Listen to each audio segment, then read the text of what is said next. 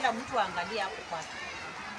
Na kabla hujaanza kukosoa gavana, kwanza tuhesabie projects zile gavana amefanya kwa ward yako. Ndio tukuje tukombee na maneno yako na development record ya gavana. So next time we want to hear an MCA talking positively, objectively about the governor's projects in your ward. Sisi kama wamama tumetoka kwa kila village na tunajua kazi ya mama, na wa mahali mnaenda kudanganya wananchi tunajua.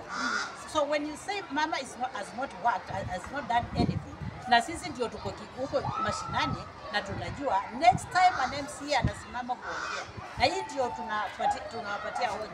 Tafadhali tuhesabie projects zile mama amefanya kwa ward yako, na useme kama usitaki utuambie hautaki. Yes. Ndio na sisi wananchi tujue wewe unataka nini. Yes. Sawa sawa. Hiyo ndio kitu tunataka kusikia kwa MCAs.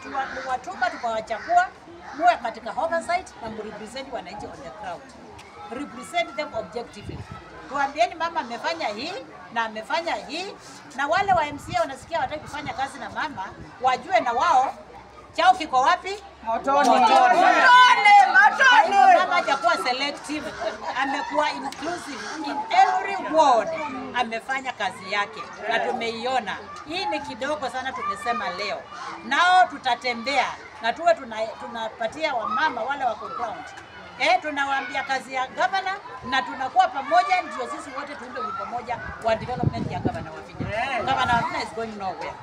Na hiyo ndio msimamo wa mama wote wa Machakos County through the leadership of Maendeleo Wanawake. Thank you. Tano tena.